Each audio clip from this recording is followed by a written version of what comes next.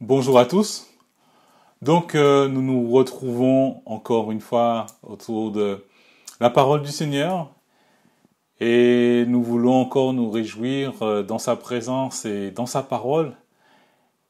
Et aujourd'hui, nous allons nous intéresser toujours dans ce domaine des relations interpersonnelles, des relations familiales. Nous allons nous intéresser encore à cette famille d'Isaac, Rebecca, Jacob et Ésaü. Et nous allons nous intéresser particulièrement aux retrouvailles de Jacob et Ésaü. Je rappelle effectivement lors des deux précédents messages, nous avions vu un peu comment Ésaü et Jacob ils ont grandi et cet épisode où ils ont échangé le doigt d'aînesse d'Ésaü contre un plat de lentilles. Et dans le deuxième épisode, nous avons vu l'implication des parents, notamment de la mère Rebecca, dans le vol du doigt d'aînesse, pas du doigt d'aînesse, de la bénédiction d'Ésaü par Jacob. Et nous avons vu que suite à cette escroquerie, cette arnaque, eh bien, malheureusement, Ésaü l'a très mal pris. Ésaü l'a très mal pris et il était tellement en colère qu'il cherchait à faire mourir Jacob. Et voyant ce danger que Jacob risque d'être tué par son propre frère Ésaü, eh bien Rebecca propose à Jacob de partir chez son frère Laban, de s'y installer quelque temps, le temps que la colère d'Ésaü s'apaise, etc. Et donc là, ils arrivent à trouver un moyen pour qu'Isaac envoie Jacob chez Laban. Et il se passe tout un temps chez Laban. Et 20 ans après, Jacob décide de retourner dans la maison de sa famille, de ses parents. Retrouver son père, sa mère, il décide de retourner 20 ans après. C'est vrai que ces retrouvailles, ce retour, effectivement, il n'était pas sans imprévu, sans inconnu, puisque le départ, il était soudain, précipité, et dans un contexte, je dirais, pas du tout normal ni favorable. Et là, nous voyons dans notre texte que nous allons lire que Jacob revient. Et lorsque Jacob revient, il voit Ésaü venir à sa rencontre. Et nous lisons ce texte dans Genèse 33, versets 1 à 17, où il est écrit « Jacob regarda droit devant et aperçut Ésaü qui arrivait avec 400 hommes. Alors il répartit ses enfants entre Léa, Rachel et les deux servantes. Il plaça en tête les servantes et leurs enfants, puis Léa et les siens derrière eux, et finalement Rachel et Joseph. Lui-même passa devant eux, il se prosterna 7 fois jusqu'à terre avant d'arriver devant son frère. Ésaü courut à sa rencontre, le prit dans ses bras, se jeta à son cou et l'embrassa. Tous deux se mirent à pleurer. Puis Ésaü leva les yeux et vit les femmes et les enfants, pardon. « Qui sont ceux qui sont là avec toi ?» demanda-t-il.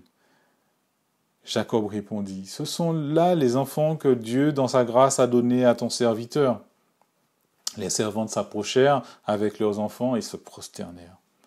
Puis Léa et ses enfants vinrent se prosterner, et enfin Joseph et Rachel. Ésaü demanda, « Que veux-tu faire avec tout ce camp que j'ai croisé ? C'est un cadeau pour obtenir la faveur de mon Seigneur. »« J'ai beaucoup de biens, mon frère, dit Ésaü. Garde ce qui est à toi. »« Non, dit Jacob, si j'ai obtenu ta faveur, accepte mon présent, car je t'ai vu en face comme on regarde la face de Dieu, et tu m'as accueilli favorablement.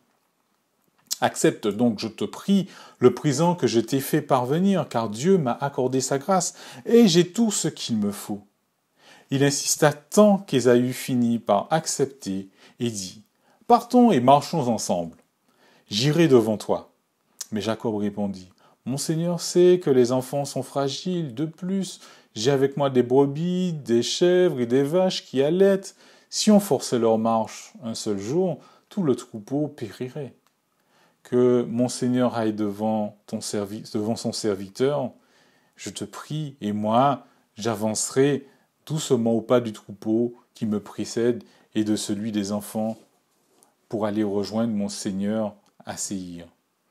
Dans ce cas, je laisserai avec toi une partie de mes gens. À quoi bon, répondit Jacob. L'essentiel pour moi est d'avoir obtenu la faveur de mon Seigneur. Comme nous l'avons vu, Jacob décide de rentrer chez sa famille et avec les retrouvailles avec son frère sont un sujet d'inquiétude pour lui. Normal, car comme nous l'avons dit, après, aux dernières nouvelles, Ésaü cherchait à le tuer, à tuer Jacob, parce qu'il avait volé la bénédiction qui lui était réservée par son père. Et c'est encore moins rassurant lorsque Jacob voit venir Ésaü avec 400 hommes. 400 hommes pour quoi faire? Pour venir l'accueillir? Waouh, ça s'annonce pas, je dirais, de bon augure. Et comme on aime à le dire, notre passé, il revient toujours à la charge. Il ressortira toujours du fond du placard. Mais quelle est notre réaction quand nous faisons face à notre passé? Jacob, lui, il a choisi de limiter les dommages collatéraux, il a choisi de limiter la casse pour sa famille. Et il fait des choix, une répartition pas très agréable et je dirais pas très inégale. Et plutôt inégale, pardon. Mais cela reflète encore son favoritisme, ce favoritisme qu'il avait pour Rachel et notamment pour son fils Joseph. Et il place, je dirais, dans sa stratégie, il place en tête les servantes avec leurs enfants. Après, il place Léa et ses enfants. Et puis après, en dernier lieu, en toute arrière-garde, il place Joseph et Rachel. Comment réagissons-nous face au danger? Petit A, je fuis. Peut-être le problème se résoudra avec le temps. Petit B, je fonce dans le tas. La meilleure défense, c'est l'attaque. Petit C, j'avance prudemment. Il faut plutôt limiter la casse. Petit D, je ne sais pas, car c'est au pied du mur que l'on voit l'ouvrier. Jacob, lui, joue plutôt sur la carte deux cartes avec sa peur. Et il fait un peu mine de prudence. Lui, il aurait choisi plutôt la réponse C. Voilà, je vais y aller petit à petit, pas à pas. Et il joue deux cartes pour jouer cette prudence. Il joue la carte de l'humilité pour apaiser son frère. Peut-être son frère, voyant qu'il se prosterne cette fois, qu'il demande peut-être une sorte de pardon, etc. Il s'humilie devant Ésaü. Il se dit, bon, ça va peut-être passer. Ou, la deuxième carte, il cherche plutôt à soudoyer son frère avec un pot de vin. Et la peur, malheureusement, peut produire des effets similaires dans notre vie et nous faire perdre tout espoir en déformant justement la réalité des choses. Mais quand nous regardons la suite de l'histoire, les choses ne se passent pas comme Jacob l'avait imaginé. Au contraire, Ésaü l'accueille à bras grands ouverts, comme si rien ne s'était passé. Et on pourrait même se poser la question, mais comment Ésaü a pu oublier ce que Jacob a fait? Bon, on dit l'eau a coulé sous les ponts 20 ans après, mais comment Ésaü a-t-il pu passer de la haine à l'amour? Et j'ai une idée quand même tirée de ce texte, mais nous répondrons à cette question un peu plus tard. Et avec ces embrassades émouvantes, nous voyons qu'il y a de la place pour le pardon. Il y a de la place pour le pardon et la réconciliation, même des années après. La faute de Jacob, elle était grave, parce qu'il a trompé 2 fois son frère. Mais Ésaü a pu surmonter cette haine, cette rancœur. Et c'est vrai que dans un premier temps, nous avons vu Ésaü qui était plutôt quelqu'un de frivole, qui n'appréciait pas forcément la valeur des choses. Mais nous voyons peut-être, même s'il était impulsif, mais il n'était pas rancunier. Qu'est-ce que nous faisons avec notre rancune? Qu'est-ce que nous faisons avec ce que nous vivons, ce que nous gardons dans notre cœur, même des années et des années après, qui nous empêche de passer à autre chose. Cela même peut nous pourrir notre vie et pourrir notre famille, pour notre vie de famille. Et comme j'aime à le dire, n'oublions pas que ceux qui ont le plus à perdre face à la rancune et à la haine, ce ne sont pas les autres, c'est nous-mêmes. Parce que c'est comme si nous buvions un poison et nous espérons que c'est l'autre qui va tomber. Non, le poison nous détruit et la rancune agit de même. Lorsque nous vivons dans l'amertume, dans la rancune, ça bousille, ça pourrit notre vie, ça pourrit nos relations autour. On devient amer, on devient invivable, on devient, je dirais même aigri devant Dieu, devant les hommes, devant tout le monde, etc. Et cela peut même nous conduire à d'autres extrémités qui ne sont pas forcément les plus agréables. Et lorsque nous nous intéressons, en continuant de regarder justement ces retrouvailles, nous voyons quand même chez Jacob toujours une notion de peur. Tandis qu'Ésaü, lui, il cherche à rétablir un dialogue, il prend des nouvelles de son frère. Après ses embrassades, il prend des nouvelles, il découvre ses neveux et nièces, ses belles-sœurs. Et Ésaü demande, mais à quoi sert tout ce camp, tout ce que tu m'as amené, tout ce que tu m'as fait, a mis devant moi? Mais Jacob, on voit quand même, il ne se cache pas, hein, il dit, mais voilà, c'est pour obtenir la faveur de mon Seigneur, c'est beau. Et au départ, Ésaü refuse parce que bon, il a beaucoup de biens. Et pour revenir à la question que je posais, mais comment Ésaü a pu passer de la haine à l'amour? Bon, certes, peut-être le temps y a joué pour quelque chose, mais nous voyons quand même chez Ésaü, ce n'était pas tellement le côté, la bénédiction spirituelle qui, entre guillemets, l'intéressait. C'était vraiment le côté matériel. Et on voit chez Ésaü, et je pense et je crois fortement que Ésaü, ce qui l'intéressait dans la bénédiction, et même lorsqu'on écoute, on lit la bénédiction que qu'Isaac a donnée à Jacob, en pensant que c'était Ésaü, on voit effectivement qu'il y avait beaucoup de bénédictions matérielles qui étaient liées à cette prière, ces bénédictions. Et là, on voit que parce qu'Ésaü, et lui, il le dit lui-même, mais voilà, j'ai pas besoin de tous ces cadeaux que tu m'apportes, parce que j'ai des biens, j'ai été entre guillemets béni matériellement, et donc j'ai pas besoin d'avoir plus. Et donc là, on voit même que là, Ésaü, ce qui l'intéressait, c'était vraiment ce côté matériel. Et Jacob, bon, effectivement, il a insisté. Bon, au bout d'un moment, Ésaü a dit, bon, voilà, Jacob insiste tant, ben, je vais prendre ces cadeaux.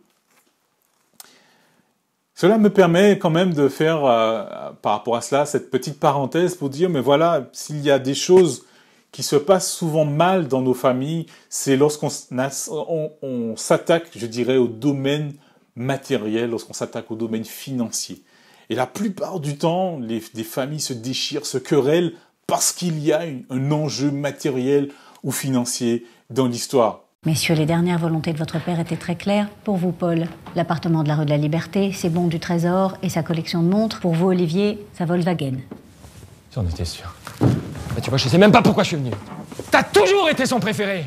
Toujours. Hein? Arrête de me regarder comme ça. Hein. Ah, moi, je suis gentil. Hein. C'est pas ma faute. Hein. J'ai eu la Volkswagen. Ah! Et nous voyons que Ésaü n'a plus aucune rancœur. Il retrouve avec émotion son frère et lui propose de cheminer ensemble. Mais Jacob, on voit, lui, comme je l'ai dit tout à l'heure là, il est dominé par sa peur.